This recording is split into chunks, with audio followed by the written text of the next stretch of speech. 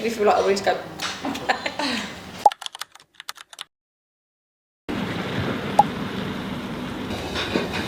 Hasn't the weather been bad this week?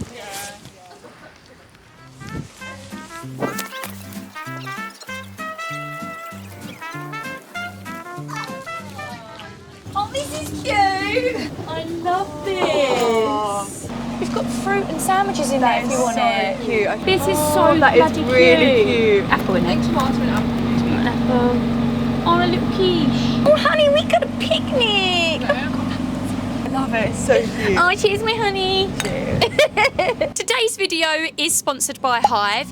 Hive of Beauty, I do Amy's lash lift with, and they are absolutely amazing, as you can see. So for many years, Amy has been one of my clients, and we've used Hive products on her.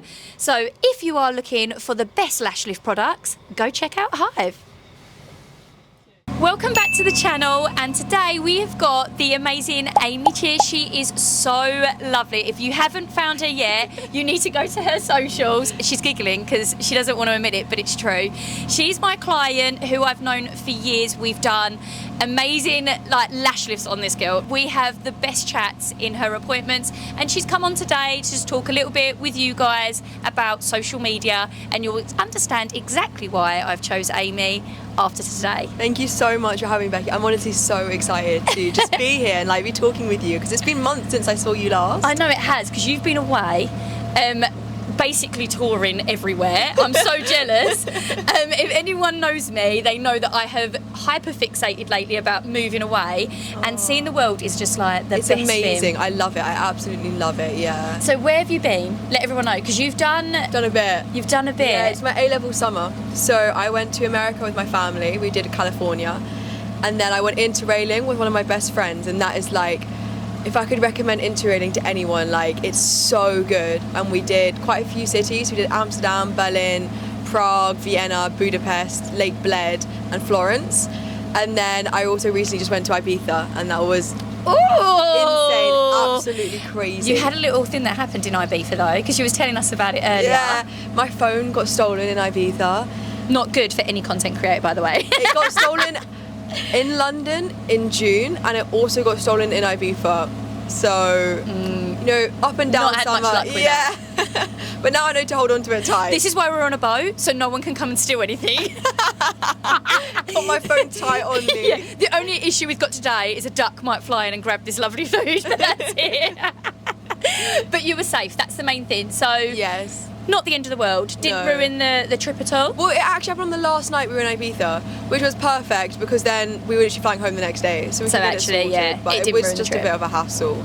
So you saw some amazing things? Oh, amazing! Yeah, we went to quite a few festival concerty type clubs. So they were outdoors, and it was insane. We saw David Guetta.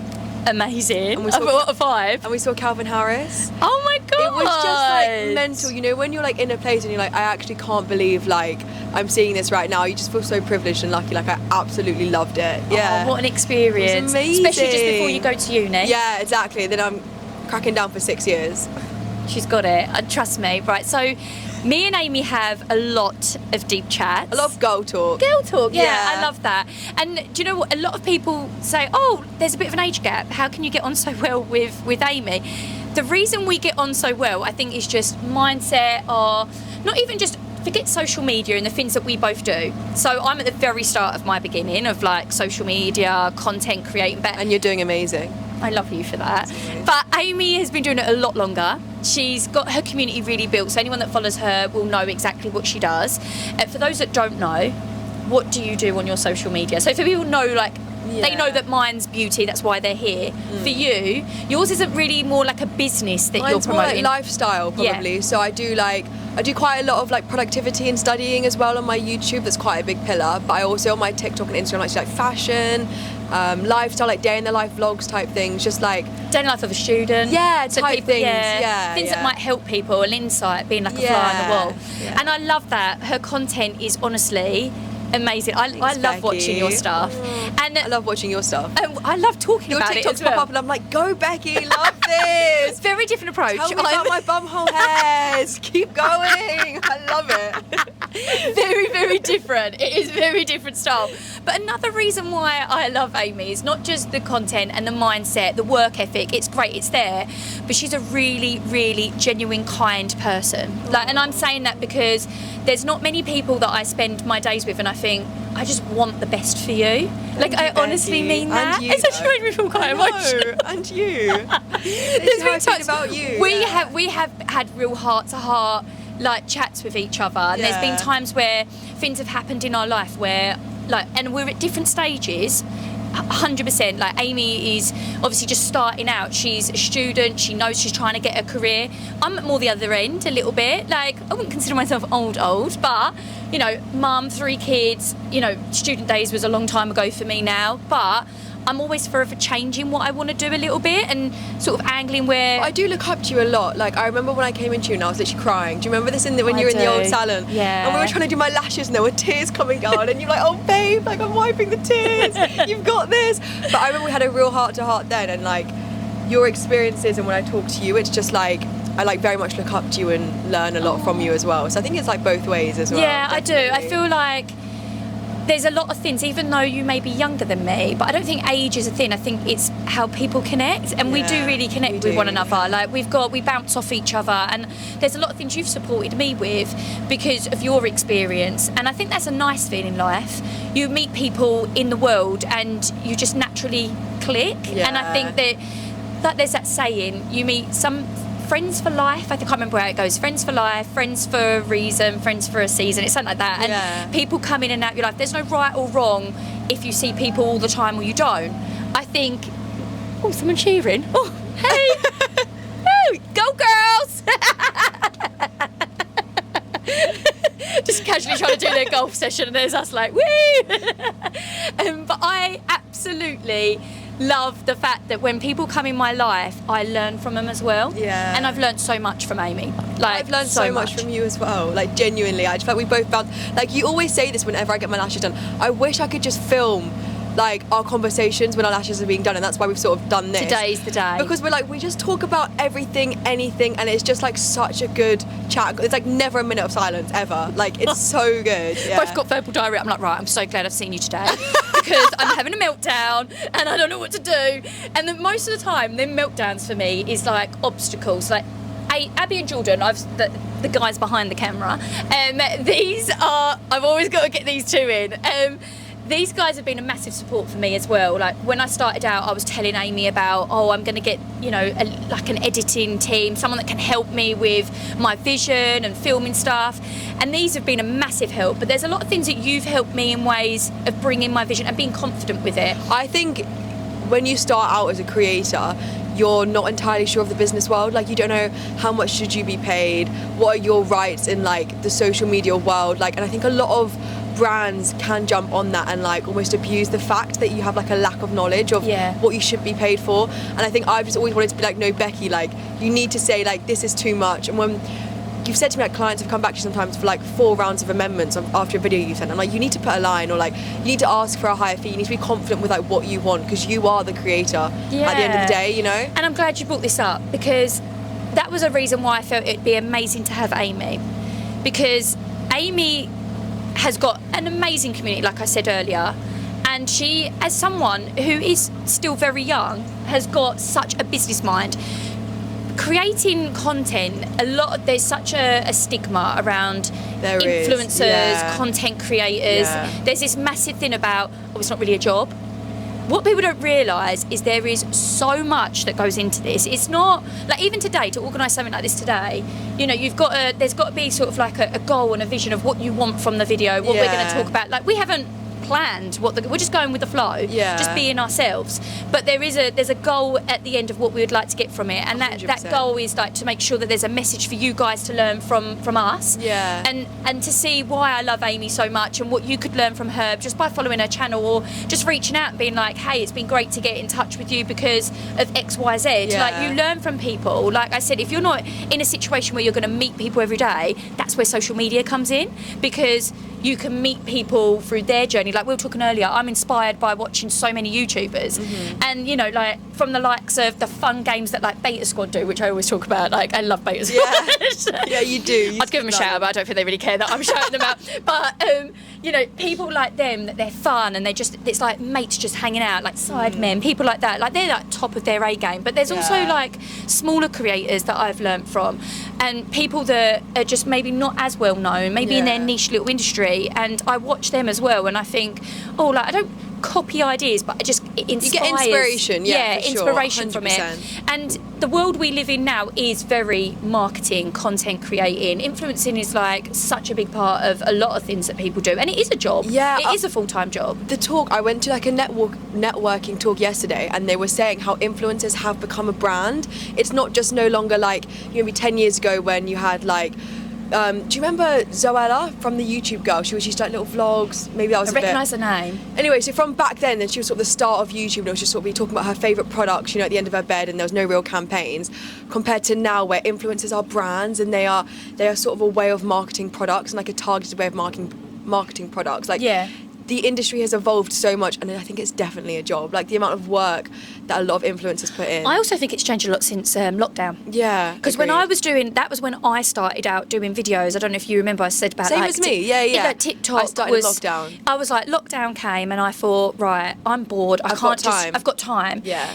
That's the thing that people don't realise. There is so much that is involved when it comes to actual like making the content and editing it. Thinking, like just the thinking process. The process is like crazy. Oh, I love that we've stopped somewhere cute. I love this. Beautiful background. Where are we? I love this. I know, and the weather's sun on is our out. side, yeah.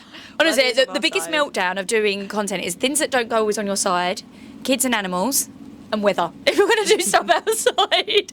But today we've got the sun shining. Yeah. But yeah, the thinking process is definitely probably the hardest part. We were talking about like ChatGPT, how people are using the like app AI, now. AI. yeah. They're using a lot of that now. But even if you're still using that, you should still have a thought process that is yours. Yeah. I don't think you should fully rely on Never. AI. I don't think so either. It still has to be your personality. I think like when I do a lot of my videos, I still want my personality to come through. Yeah. And there's different sides of my personality. Like today, like this is my more heartfelt side. Me wearing my heart on my sleeve is a different side to Becky, who loves shoving shaving foam in someone's face, or like doing something stupid. And the thing is as well, I like to make sure that I show every element and I think of me. that's good though, because I think that's what your audience wants to see. Is like they love, obviously, the very exciting and like fun and hyperactive. Hyperactive side of you. But it's also Childish nice side. to like get to know you on like a deeper level. I think that's a really like lovely thing. Yeah, and it's nice to do now and again, just to be like, look, it's not all fun and laughter. There are tears behind it as well. Yeah. Like the last few weeks, I've really struggled mentally. Like we haven't actually really spoke about it a lot. I have so much doubt all the time about what I'm doing. Am I doing it right? Is it going where I want it to go? I don't know if you've ever felt like that. Of course, always. And that was always. This is something that I thought would be good to touch base, because people who are starting out, you will find that you'll put so much like heartfelt effort into your videos, and then it just doesn't go anywhere. It doesn't go anywhere, and you think, why is that not? Sometimes I spend hours on a TikTok and then I post it and it does so much worse than like a little dance I put up for 15 seconds, and I'm It's always like, the way. there was hours and hours of work that's gone into that and it's got nothing views. Like, okay, whoa. Yeah, that's that then. But then this is the thing, like over time that will build. Like maybe the first one doesn't do well, but then you post another one like that and it does slightly better. And then you post another one like that and it does slightly better. And like, yes, you have viral videos that, you know, you've just set up with your phone and filmed in 20 seconds. But then also people want to come back for more like structured content as well. Yeah. And I think also when you spend hours putting time into a video and the more and more you upload it, like followers will come back and they'll get to know you more as well. So I think over time your work will pay off. That's what I think. Yeah, and I think that's a massive point that people need to remember. Things don't happen overnight. No, especially with social media. Because overnight on social media you can go viral. You can get... Sorry, Amy, but look how cute the background is. They're here. These are our fans. So Sorry, you were saying. I interrupted then, sorry. You can get a viral video overnight and something can blow up, but actually building a community, especially on YouTube, I think it's harder. It's a lot less like TikTok famous viral instance than like short form. But over time, you build this community and you sort of show people your personality and you build a sort of storyline, and then people become invested in you. So it takes time, but in the long term. And talking about viral videos, just out of interest, do you remember your first viral video? Oh my god, yes. It was in lockdown. It was a Shein haul or like a Romwe haul. You know when like have you ever shopped off Shein or Romwe? Yeah. And I don't know, I was 13 and I'd like saved up £100 and I'd spent it all on this like Shein haul. And then I did this like haul in lockdown, and it was honestly, if you look at it, it's the worst clothes ever. Like they're awful, like awful quality. They've got like moon star patterns on it. Like I don't know how it blew up, and it started doing really well. And before that, all my videos got like 100, 200 views, like not a lot. And I'd been posting for about a year, getting like 200, 300 views. You know, maybe like the odd 500. And then this one started getting thousands. And it's a really nice feeling. I was because you think buzzing. And it sounds stupid. Likes and views and follows. That isn't when you start any content. That's not why you do it. That's not why you're doing it. It shouldn't be. There should be a purpose, a reason why you really want to do it. But I think it's always a reward when you see it, because then you know people have really appreciated or enjoyed the content you've created. And I was like, finally, like this is going somewhere. Like, and it gives you a bit of a fire, doesn't it? You think, oh, I'm going to start now. I'm going to do the next one, and I want to do that. And it is like a reward process. It's a motivator as well, definitely. So I thought we were going off a cliff edge then. Oh, I love it. Look at the community. They're all chatting away. Look, he's in the background having a right old chat with his mate. Love it. Talk about community. It's everywhere. So yeah, for me, I think mine was very different. Like yours was, and obviously you were 13. Like nowadays, a lot. 6 years ago. Crazy. To think about. Yeah, and you was a baby. I mean, you're still a baby, but I didn't know what I was doing. No, but now the head on your shoulders is a very different head to what you were obviously back then. And it's the same with me. If I look back, even when I started doing it in like the TikTok days, I remember the first video that went viral. I didn't actually take TikTok serious. It was my daughter that was like, you should do a video, it'll be really cute, etc, etc. I was like, okay, I don't have a clue what I'm doing. It was all very transitional then. I don't know if you remember, it was like, oh, here I am putting that there, and then it was a transition of it coming off, and it was like, well, how did that happen? Like now it's not like that, I don't think, as much. But all it was a bit of wax running down my leg or my arm or something. I just run a strip of wax, and all I remember was the comments being like, that looks like poo being smothered, that looks like whatever. And it was like the first bit of content, I think, that people were like, oh, that looks different to what it actually is, and everyone was really intrigued what it was, and that just blew up. And I remember it having like thousands and thousands, like kept checking, and every hour it was more and more. And then you look through the comments, and then you're like, more, like, and you can't keep up with it, and you're like, what the hell, this is crazy. And then I feel like I'm not saying I was, but I will take it if I was. I feel like back then I was maybe one of the first waxers that was doing videos where I was showing the process of waxing. Also, you say you're quite small, but within your niche, like, I think you're an amazing and like somewhat big as well, like creator within your niche, like 100%. And that's lovely to hear from you. So that means a lot. But I suppose with me being in industry now, this is where my confidence gets knocked. When I first started out, I was very sure that everybody wanted to tune into Bex. But then what that I realised is that now marketing has become such a big thing, and content has become such a big thing for the hair and beauty industry. Everyone's doing it. So it's always like this big fight now. Like, but no one's got your personality, Becky. Like, you are different. Girl. Like, there is a saturated market, even with what I do, like lifestyle content. Like, that's such a saturated market. And it always will be, but that's why you are blowing up, and that's why you are doing so well, because there are certain personalities that work well online, and you are like one of those people. And do you believe, so like saying that, do you believe that yes, you could be someone that's really great at editing, really good at like getting all the equipment and all the know-how of filming, but do you think a little bit of it is personality? 100%. And also, do you know, I think is a lot more now, and maybe wasn't so 10 years ago, just being authentic. Like, I think maybe 10 years ago, any content creator on YouTube with full face of makeup, like very proper done, big lighting, immaculate. Now it's more about being authentic. Like, a lot of my vlogs, I don't have makeup on. Like, it's pretty nighttime in my room. The lighting isn't the best, and it obviously depends your channel and what vibe you want to go for. But I think authenticity, people enjoy that on more. YouTube, on TikTok, and whether it's waxing, like, you know how like authentic you are and open you are. I think that is what people look for a lot now. I always say this, like I've spoke about it with these guys, Abby and Jordan, always hear me ranting about it. And I've said it before on the channel, I honestly think that the problem that people do is they try to keep up with what they're inspired by someone else. So like almost like copying someone. Yeah. Whether that's I don't know, they might look at another beautician or something and think, oh, I love their vibe, and they try and keep up with it. But if that's not your personality and that's not your views and that's not your way or your style, that's quite hard work to keep that up. And I think people see through the bullshit 100%. now. Yeah, I think they generally look and go, there's too many people doing it now. There's so many people out there that they can now filter through and see who's authentic and who's not. So I think, like, you think you're fooling people, but I think that's a lot of hard work to keep up. Yeah. And do you ever have a moment where you think, I wish I'd done something else? Yeah. You do? Yeah. What, in terms of like social media, sorry? Yeah, and also just doing social media. Do you ever have moments where you think, actually, I wish I hadn't done this? No. I never have a complete thought, I wish I'd never done this at all.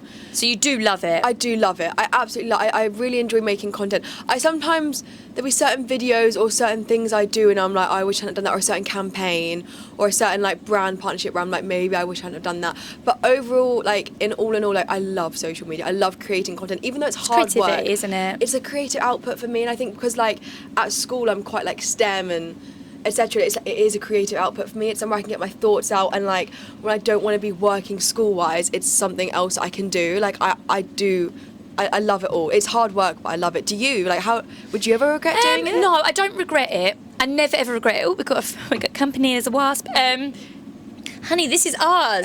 This is ours. Go get your own. I don't regret it. I'm just hoping no one on the boat now is allergic to wasps or bees. We have to cut the programme now, like literally faces swelling up like the Elephant Man. I don't have moments where I regret it. Sometimes I have moments where I wish I got the balance right.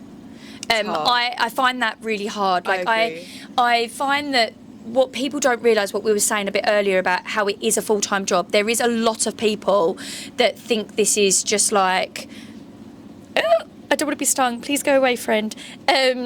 I think a lot of people think that the problem is with social media, they don't believe that it is a full-time sort of job. They think it is just that you're doing it for fun and a hobby, and there is an element of that. 15-second video that you put out and they're like, oh, it takes 15 seconds, but for you it's taken so much longer. Thought process. Balance for me is something I probably struggle with the most.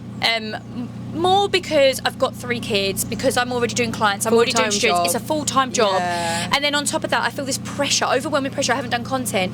And that's why I do have my breaks. So, like, for you, for example, a lot of the time, like, that is your full-time job. So you will give yourself, like, that maybe designated time to do it. But however, you are still studying. So when you have your breaks, they might not be long periods, but you might be like, right, this week I'm studying a bit more. For me, it could be weeks before I get round to actually doing another bit of content. 3 kids, like, and you have a proper, like, not that social media isn't proper, but like a client face-to-face job where you can't just like push it. And that is my job. You can't just delay it, you know? Yeah, so. And this is just another element of my job, and I'm trying to do it to help others. So like doing videos like today is hopefully helping people go, right, actually I shouldn't feel bad that I'm not getting the content out there, because like Becky can't do it. Like even Amy's saying that she can't do it. For the audience watching, like when your favourite social media influencer doesn't post like consistently, like twice a week, like it's more work than just quickly putting out the video, you know? Like I think also the audience, it's a good thing that they're more understanding as well. Yeah, and the generation, I've like, if I was to talk to say like my mum would be like, oh, like no offence to my mum, not calling my mum out here, but my mum don't get the content thing. She's not like, she might scroll a little bit on Instagram or Facebook and do a little like here and there, but she don't really get it. So she's like, oh, I don't understand all this, like everyone does things now for social media. I think the younger generation really understands it and is like, they see it as a career path. But a lot of people that maybe are the older generation maybe snub it and think, it's not real. Is it a job? Like, how did your parents feel about you doing it? I think they've honestly both been really, really supportive of it. I know your dad is, because I see your dad on your social media. Yeah, my dad loves it. My dad absolutely loves it. My dad is very good at supporting it, but also is my mum. My mum just not as much on camera, but like behind the scenes, I'm telling her everything. I'm my dad. Like I had a meeting yesterday, as I was saying. I called them both up, like, and I was like telling them all about it, and they both love it. I think when I first started out, it was just like Amy's hobby, you know. Like we'll support her where she needs, and like we'll let her film. And they were never against it. But now when they understand that it's a lot more serious, and it could be a bigger thing in my life as well. Was they stressed about you being like 13 when you had that first video blow up? So chillaxed, actually. Like I don't. there's a lot of really parents I good hear that are one. like, yeah, I don't want my children on camera. Yeah, both of them were actually really chill, which was quite nice. So. And did you get negative? Because that little is bit. part of it. I get it a bit on TikTok, a lot more than YouTube. I find with YouTube, like, people click on your video, so a lot of time they want to see your video, whereas on TikTok, like, it just shows up on their For You page and it's so easy to hate. Like, it's so easy to hate on TikTok because they're not even, like, they're just scrolling. Yeah. And, like, especially on my, like, productivity videos, like, that'll get a lot of hate, or like whenever I post like my medicine journey that I did called like Nepo baby, like this is because you're rich, like you don't put any hard work into anything. I actually saw a comment on one of your videos. I can't remember if it was TikTok, and someone said something like, how much, they were asking like really personal questions, like how much do you actually get paid? Yeah, and stuff like I can't this. remember. I saw that and I thought, God, how rude. But That's like going up to someone in the street going, what's your salary? And people like, think you would because never they're on ask a someone that. screen that they don't have like a responsibility in the comments that they make, and it's not them, they can just write whatever they want.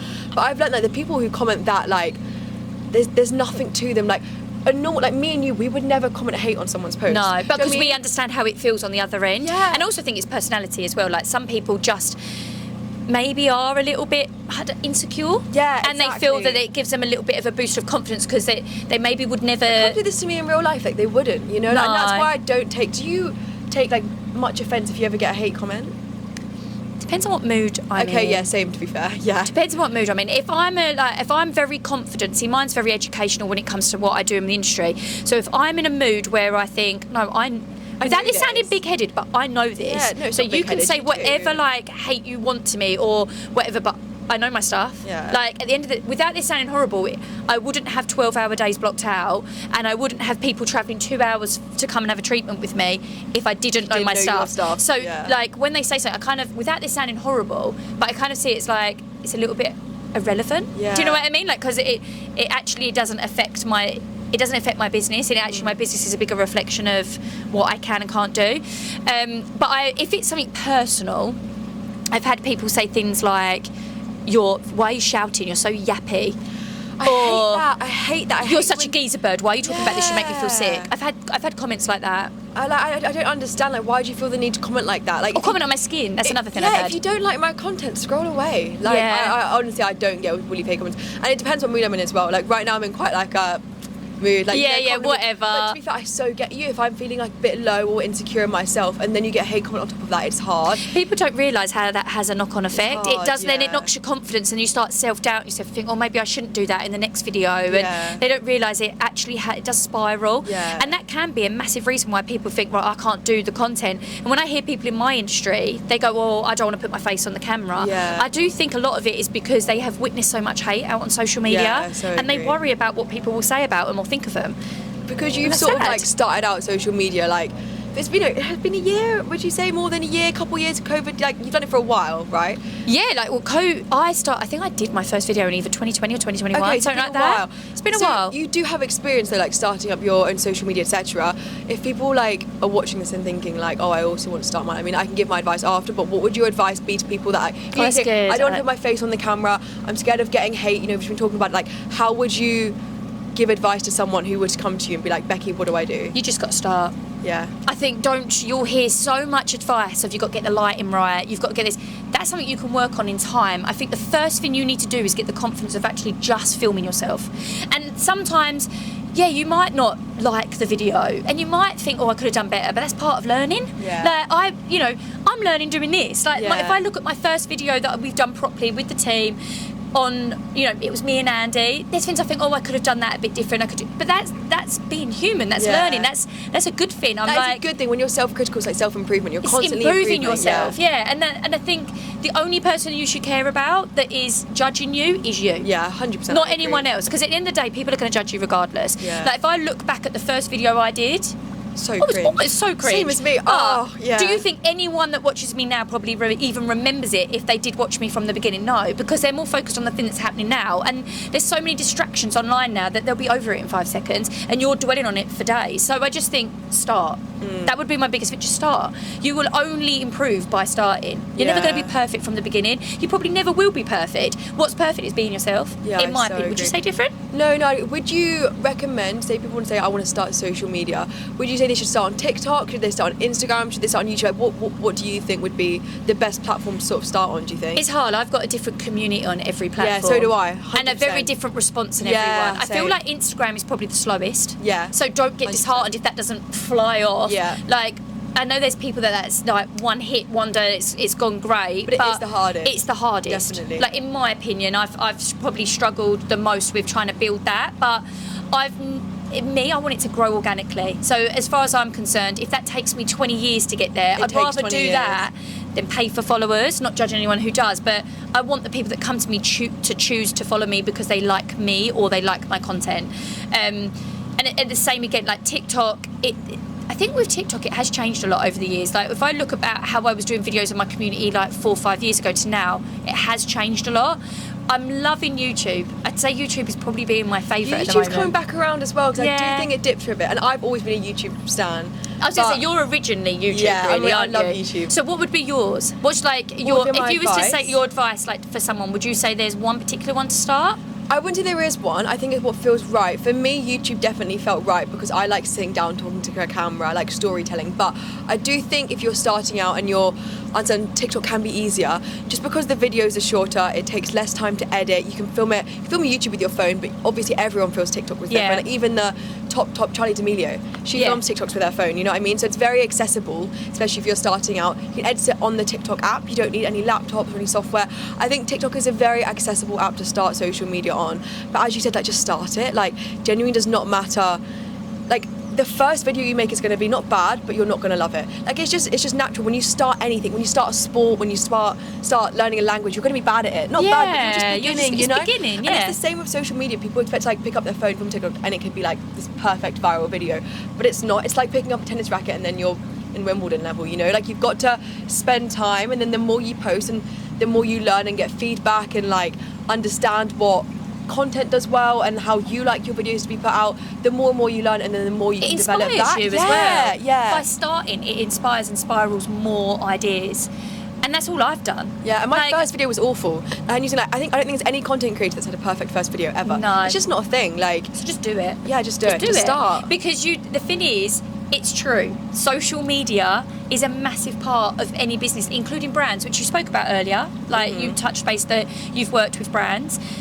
And there are some that you will really thrive from, and it will help you as much as them. And there's others that you kind of regret a little bit, or maybe you got it wrong. And I'll openly admit, like, I won't throw any brand under the bus, because every brand, for me personally, I'm in a very different position to Amy, has been a learning curve for me. So I've actually learned more about myself and my boundaries from working with them.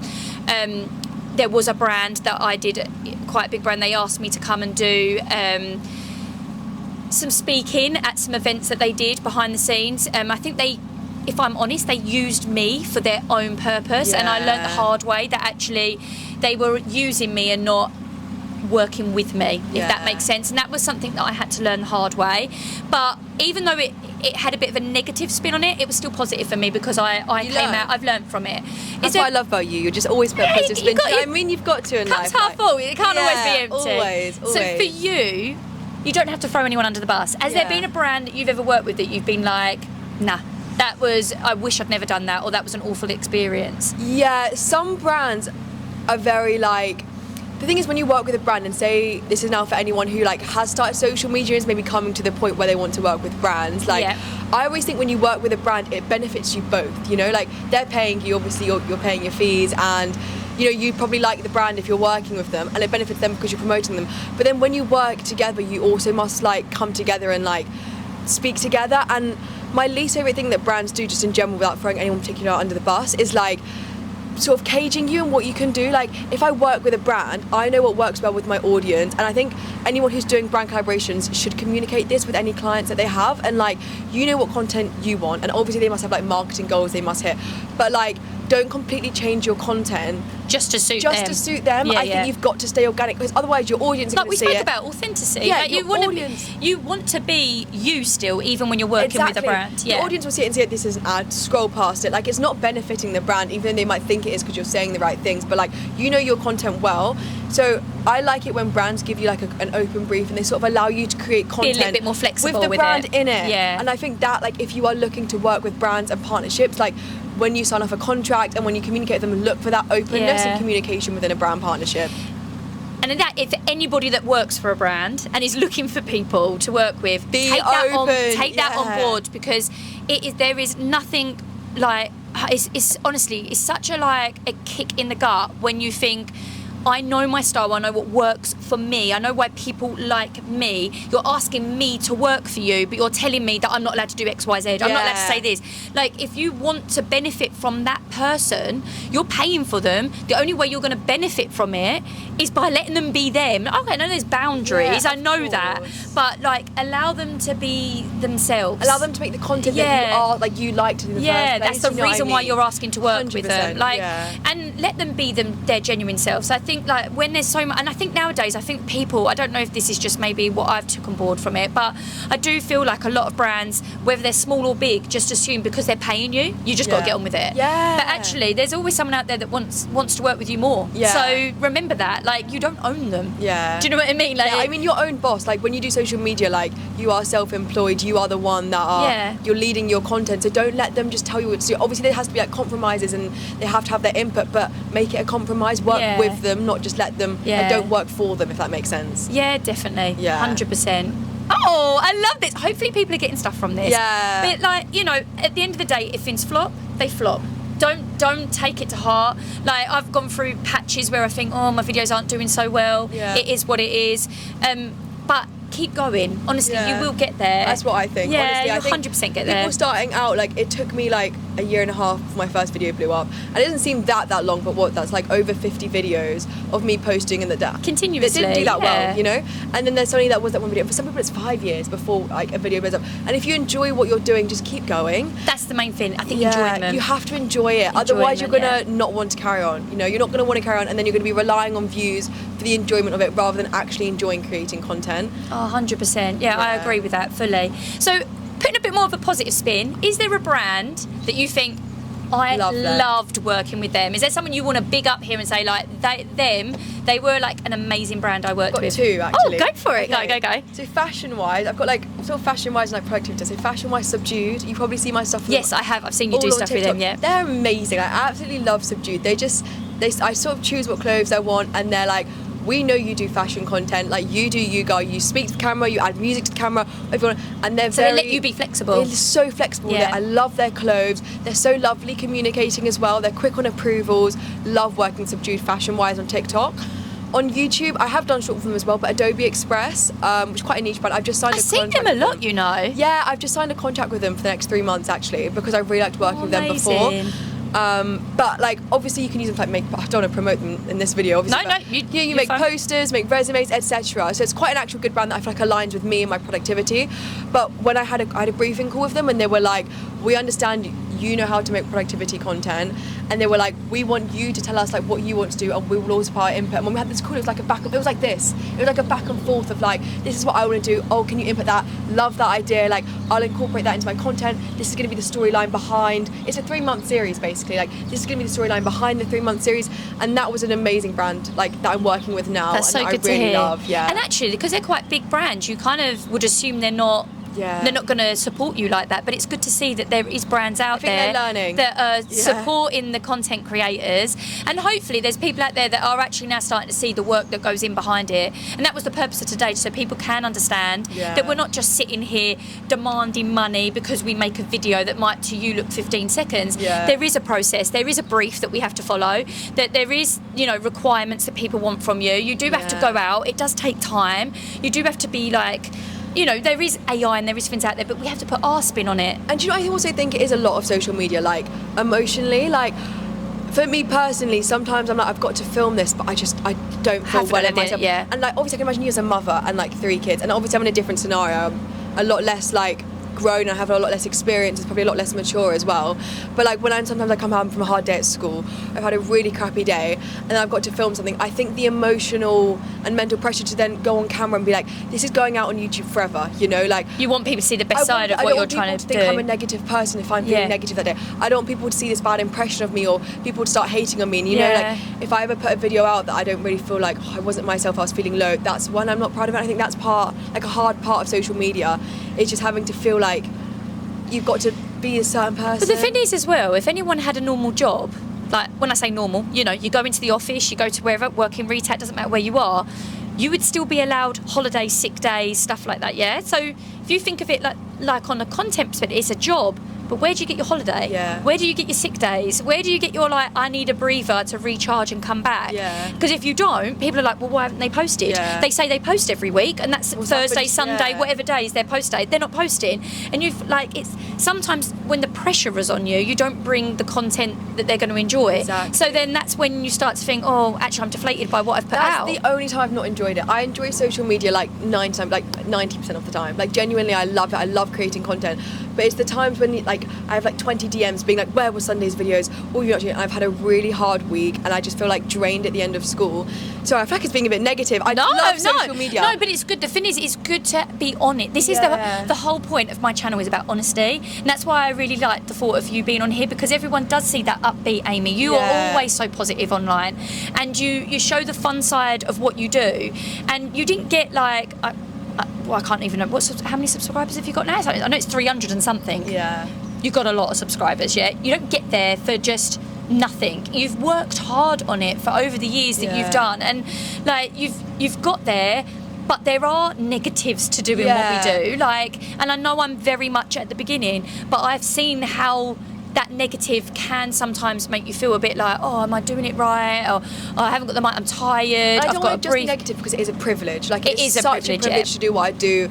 But you're still human. Yeah, exactly. Like the fact the money I'm making as an 18-year-old and the opportunities I get in terms of events, going to London, etc. It is amazing. Like I don't want anyone to think that I'm like, oh, like it's just a crappy job. Like not like that. I'm so lucky and I feel so privileged and I feel like I've worked hard and I've got to this place. But as you said, there are negatives. Like some days it just gets you down. Like anyone, you go to the office for the day and there might be, everyone's having a bad day in the office. Yeah, exactly. That happens. Exactly. And I just think sometimes when you've got to be online and you're having a bad day, that's when it's a bit hard. But especially when you know that people that you've never met can bring that negative energy back to you as well. Like what we were saying about comments and stuff, people pick up on it and then they know where they can target you. Oh, look, she looks miserable. Why are you being like this? Or what?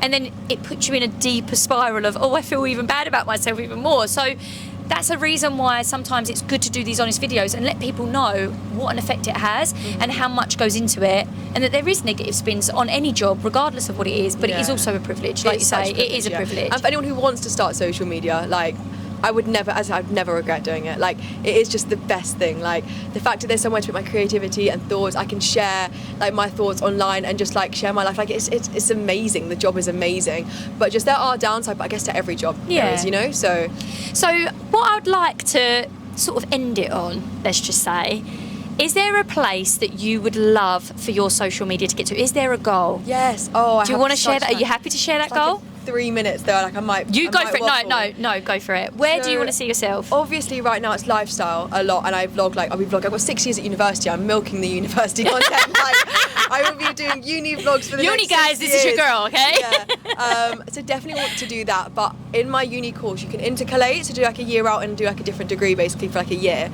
I'd love to do in women's health or something along those lines. 'Cause I think it's something that's quite under researched. By the way, I'm doing a medical degree. We haven't even mentioned that you're doing a medical degree. So in my third year, I intercalate. This girl doesn't just try clothes on, trust me, or go to nice places.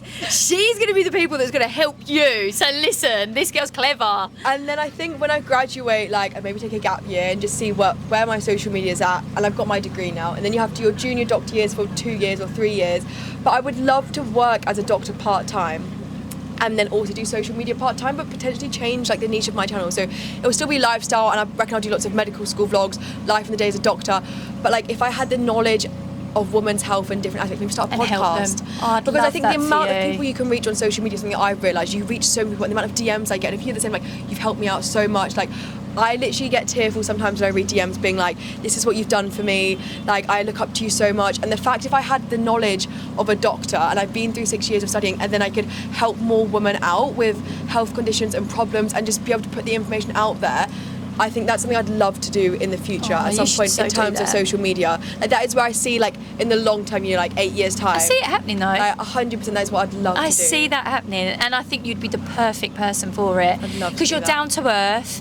You're still just, a young woman that's having fun, going out there, exploring, travelling, doing all these amazing things, and it makes you relatable. A lot of people feel like the medical world is quite a scary world, and sometimes you feel like the doctor that you're seeing is a bit out of touch. 100%. But actually, you are the generation that will be able to help, bring it out there to the younger people to feel like, I can go and speak to someone properly. Exactly. Especially with women's health. There is a massive taboo of things that, like PCOS or thyroid issues and stuff. The contraceptive pill, all of that stuff. Trust me, I'm at that point where I'm like perimenopausal. And I've had a bad GP experience. I think it's very common for you to have a bad GP experience and you go and they're not knowledgeable, they don't give you the information you need, and you have a right, like an autonomy to know about your health. Yeah. And I think when I'm older, like, love the lifestyle stuff right now, love going out, love the vlogs, love the studying, but when I'm older, if I have the ability to go and do that, that's definitely what I'd see myself. 100%. And this is where I say content can be used positively. 100%. Like it can, it's not just about us making money from brands. It can be used to help people. 100%. And that's where I think you'll be fantastic at it. Oh, who's crashed? You'll be fantastic at it. And I'd like to think for myself that's what I'm creating here. You're very educational as well. Like, you're fun and you're good on the camera, but you do educate a lot. And in terms of, when you're like, this is the position my clients are in, this is normal, this hair is completely Me on all normal. fours on the beauty bed. Like my mum was saying, like 30 years ago, she used to be so insecure of like the size of her nipples, or like, sorry mum, I don't know if she wanted to put this on it, but like her body hair and if that was weird and stuff like that. Mum, don't watch this, we're going to bleep you out. But like, you're so open and being like, hair grows everywhere, like, this is normal, this isn't just you. And I think that is also amazing for young women to see as well. And there is so many women out there of all different backgrounds and health conditions and all sorts, and you know what, it's not just the young. I've come across women in their 50s and 60s and even older that didn't realise that hair grows on your bumhole. They thought they were the only one, and that's what the beauty of social media is, because you can create a community which is a safe zone for people to come, learn, and feel like, okay, this is not something I would talk about with my friends at dinner, but I know I can get the info I need. Yeah. So I feel like we kind of are touching the same base, we're just doing it in a different way. Agreed. And I love that we've brought ourselves together today. I've loved it. Thank you so much. I've genuinely loved today. And keep smashing it. If I can be anyone's cheerleader, I'm yours. Like, I love you.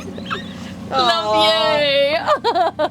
I couldn't want it to happen for someone nice. Honestly, Amy is so genuine, and hopefully today has been a little bit different to what you normally would do. Yeah, definitely. And hopefully it gives your followers even a chance just to see like what is your job about, who's Amy, like behind the camera. Definitely. Hopefully today has done that. Hopefully we do get out of here safe. We're in the jungle now. But I just want to say thank you so much to everyone that has tuned in today. Go and check Amy's channels out. She's on social media. Go see what she does. She's amazing, and we're rooting for you. Hopefully, when she becomes a qualified doctor, go follow her pod, because she's going to do it. I'm telling you. Go smash it. I love you, Becky. Love you. Thank you.